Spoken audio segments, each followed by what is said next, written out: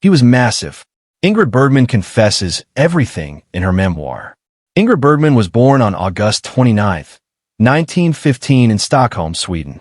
She grew up in a world that was nothing like the fancy world of Hollywood. Her early life was filled with sadness. Her mother died when she was only 3 years old, and her father, who was a photographer and taught her to love acting and pictures, died when she was just 12 years old. Without parents and feeling shy, she lived with other family members, but she found happiness and her true calling when she started acting on stage. Even though she was quiet, Bergman showed an amazing ability to show feelings, and she went after her dream of acting with strong determination. She went to school at the famous Royal Dramatic Theatre School in Stockholm, the same place where Greta Garbo, another Swedish legend, had studied.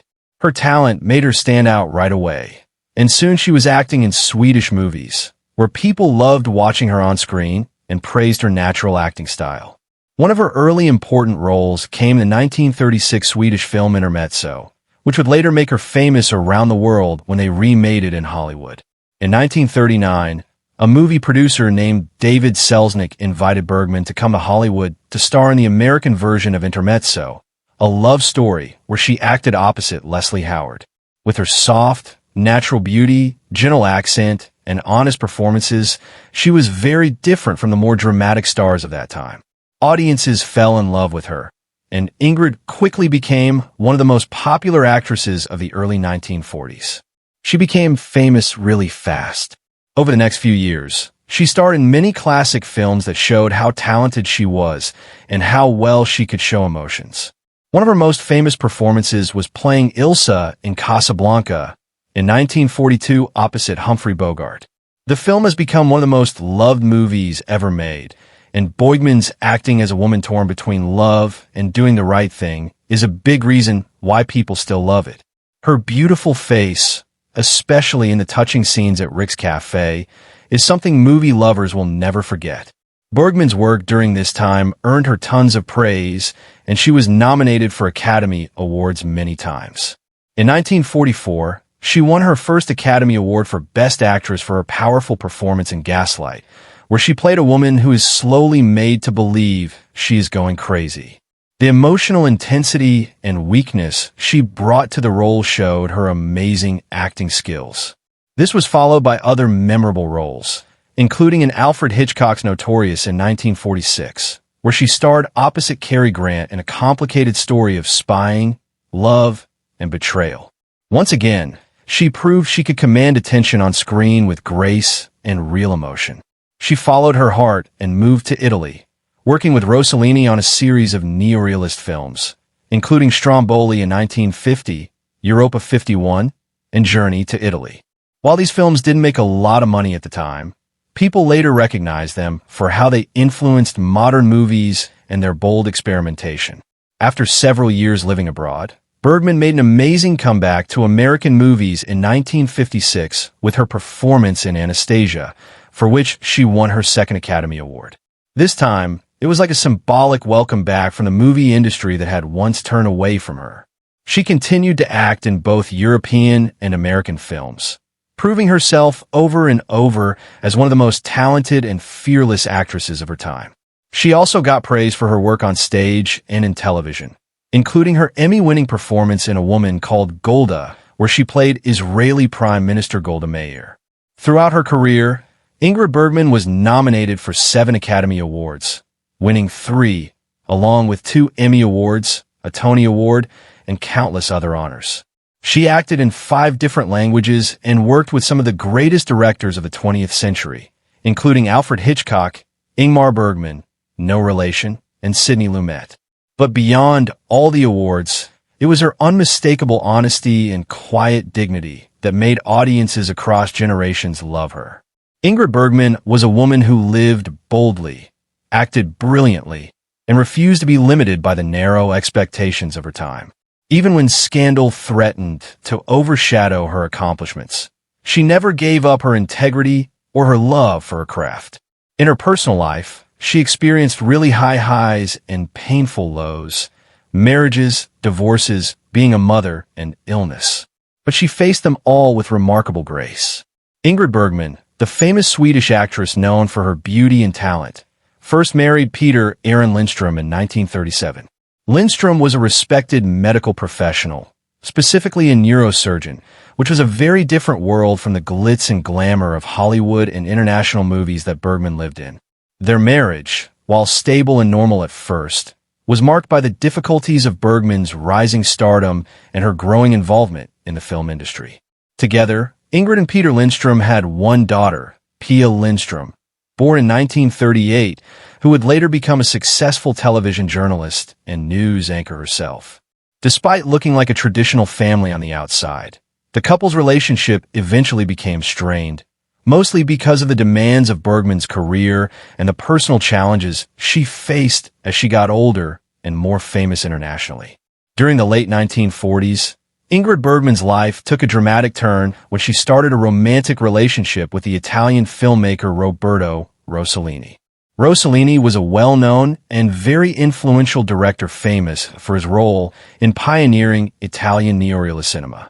Their affair began while Bergman was still married to Lindstrom, a fact that caused a big scandal at the time. This relationship was both passionate and controversial as it crossed the boundaries of what society expected about marriage and being faithful. The affair became public knowledge after Bergman gave birth to Rossellini's child, a daughter named Isabella Rossellini, born in 1952. The birth of this child represented a major break in Bergman's personal life and sparked intense media attention and public debate. Following the birth of Isabella, Ingrid Bergman divorced Peter Lindstrom in 1950, ending their 13-year marriage. Shortly after that, Bergman and Rossellini made their union official by marrying in Mexico. Their marriage marked a new chapter in Bergman's life, one deeply connected with Rossellini's movie vision and Italian culture. The couple had two more children together, Roberto Ingmar Rossellini, born in 1954, and Isata Ingrid Rossellini, born in 1956. Despite their creative work together and the growth of their family, the marriage faced many challenges, including work pressures, cultural differences, and the intense public scrutiny following their earlier scandal. Eventually, Bergman and Rossellini divorced in 1957, bringing to an end a complex and influential partnership that had left a lasting mark on both their personal lives and movie histories. In 1958, just a year after her divorce from Rossellini, Ingrid Bergman married Lars Schmidt, a Swedish theater businessman and impresario. Schmidt was important in promoting Bergman's theater work in Europe, and their relationship gave the actress a more stable and private personal environment after years of public controversy. Their marriage lasted for nearly 2 decades, from 1958 until 1975. During this time, Bergman balanced her career with her personal life and found support in Schmidt's dedication to the arts and his management of theater productions. However, as with many long marriages, their relationship eventually came to an end in divorce, closing yet another chapter in Bergman's complicated and multifaceted personal life. When Ingrid Bergman spoke of Gregory Peck in her memoir, she didn't just talk about how big he was physically, though that in itself was unforgettable. He was massive, she wrote, and the word meant far more than just a comment on his height or broad-shouldered build. It was a statement heavy with awe, admiration, and something almost confessional, as though remembering a presence that had once overwhelmed her. Physically, Gregory Peck was the perfect example of classic Hollywood masculinity. Towering over most of his fellow actors, his commanding size often left a lasting impression on both audiences and co-stars alike. Bergman, a woman who had worked with legends from all over the world, from Humphrey Bogart to Cary Grant, still found herself struck by the sheer presence Peck gave off the moment he walked onto a set. He didn't enter a room, she noted. He filled it. His body was like a statue, almost Roman in its nobility, yet it was never scary. There was a gentleness in his posture, an elegance to his movements that softened the strong power his body showed. But when Bergman said massive, she was also talking about his soul. Peck's moral compass, his quiet intensity, and the deep integrity with which he carried himself, all of it added up to something enormous. He had a gravity about him, she remembered, as if the very air listened when he spoke. She described how, during even the most ordinary conversations, he had the ability to make you feel as though your words mattered deeply. You couldn't lie to him, she confessed. He had eyes that saw through you, and not in a way that made you feel exposed, but in a way that made you want to be honest. Their time working together, on screen and off, was filled with a tension that hovered between professional admiration and a powerful, unspoken chemistry. There were moments, Bergman admitted, when I'd look at him across the scene and I would forget my lines, not out of nervousness, but because I was genuinely transported by the man before me. It wasn't lust, she described, but rather a reverence, a kind of emotional surrender to someone who seemed carved out of something timeless. Bergman also remembered how Peck carried the weight of his fame with a humility that impressed her deeply. In a world where vanity was a survival skill, Gregory remained grounded. He never needed to be the loudest voice in the room, she wrote. His silence often said more than 100 speeches. She noticed that he took his roles seriously, not for the glory, but because he saw acting as a way to tell the truth, even if it was fiction. He believed in goodness, not the naive kind, but the hard-won kind, the kind you fight for, scene after scene. In her memoir, Bergman revealed that working with Gregory Peck made her feel challenged, seen, and ultimately changed. He left an imprint on me, she reflected, not just as an actor, but as a woman. He reminded me that greatness isn't about perfection, but about presence. Gregory was present in the deepest, most magnificent sense of the word. So when she wrote, he was massive, it was not a throwaway phrase, not a tabloid headline. It was a summary of a man whose greatness touched her in more ways than she had ever expected. Physically, emotionally, artistically, and spiritually. During the theatrical run of The Constant Wife in London in the early 1970s, Ingrid Bergman's life took a dramatic and unexpected turn. It was during this time when she was still commanding stages with the same magnetism that had long defined her film career that she noticed a worrying physical problem, a hard lump under her left breast. Despite being in the middle of an intense performance schedule, Bergman, known for her discipline and attention to detail, acted quickly. On the 15th of June, 1974, she had surgery at a private London clinic to have the lump removed. Though the operation was kept relatively quiet, this marked the beginning of a long and difficult battle with breast cancer, one that she chose to fight with grace, courage, and an unwavering commitment to her craft. The cancer, however, was not done with her. Years later, while deeply involved in the emotionally demanding filming of Autumn Sonata, a film that would become one of her most powerful and critically praised performances, Bergman once again felt an ominous lump. This second discovery made her urgently return to London, where she had yet another surgery. The experience was particularly symbolic. Even as her body was fighting a terminal disease, she gave one of the most raw, complex, and vulnerable performances of her career under the direction of Ingmar Bergman, no relation, in a role that seemed to mirror the emotional trials of her real life. After the surgery and recovery, showing her unbreakable spirit and tireless work ethic, Bergman immediately began rehearsals for Waters of the Moon, a 1978 television adaptation, refusing to let her illness define or limit her. Despite the ongoing progression of her disease, Bergman continued to take on meaningful roles, including one of the most significant of her late career, the portrayal of Israeli Prime Minister Golda Meir in the 1981 television film A Woman Called Golda. The choice was daring and deeply moving.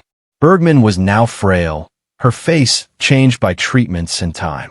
Yet she inhabited Meir's persona with deep strength and dignity. Filming was exhausting, and the toll on her health was huge. But she completed the project with her usual professionalism. The performance would earn her posthumous Emmy and Golden Globe Awards, a final proof of her towering legacy in dramatic arts. Following this, Bergman retired from the public stage to her London apartment in the elegant neighborhood of Shane Gardens, situated near the River Thames. The area was known for its artistic residence and peaceful charm. But for Bergman, it became a place of solitude and silent struggle, as she began getting regular chemotherapy treatments. The once radiant star who had captivated millions now faced the disease with a quiet stoicism. Paparazzi and fans frequently gathered outside her building, camping on the pavement in hopes of a glimpse of the legendary actress. Aware of their presence, but unwilling to allow them to see her weakened state, she avoided the front window. The illness had now ravaged her body. The cancer had spread to her spine, collapsing her 12th vertebra, causing her great pain and limiting her ability to move. Her right lung had stopped working entirely, and only a portion of her left lung remained working. Yet, even in these darkest days, she never gave up her inner strength. Ingrid Bergman passed away in London just after midnight on August 29, 1982, sadly on her 67th birthday. Her death came peacefully, surrounded by people she loved. Her ex-husband, the Swedish theater producer Lars Schmidt, with whom she had remained on warm and loving terms, was at her bedside along with 3 others.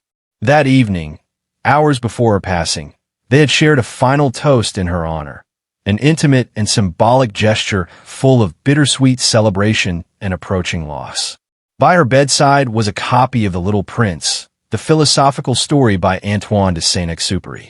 The book, treasured by Bergman for its themes of innocence, loss, and the unseen essence of things, lay open to a page near the end, perhaps a final quiet reflection of her soul's journey. Her memorial service took place in October at the historic St. Martin-in-the-Fields Church in London. It was a solemn, elegant ceremony attended by 1,200 mourners from all corners of the world. Among them were her 3 children, including Isabella Rossellini, who had already begun making her own mark in film, the extended Rossellini family, and relatives who had flown in from Sweden to say goodbye to one of their brightest stars. The service also drew an extraordinary group of famous people from the performing arts. Distinguished actors and lifelong colleagues such as Liv Ullmann, Sir John Gielgud, Dame Wendy Hiller, Birgit Nilsson, and Joss Ackland were all present, each paying tribute in their own silent ways. Passages from Shakespeare were read aloud during the service, echoing Bergman's deep roots in classical theater. Musical selections included the playful tune This Old Man, famously featured in the Inn of His Sixth Happiness, and the hauntingly nostalgic As Time Goes By, made immortal by Bergman's own voice in Casablanca, a song that seemed to capture the arc of her life and career. Her grandson, Justin Daly, later remembered the overwhelming chaos and emotion of that day.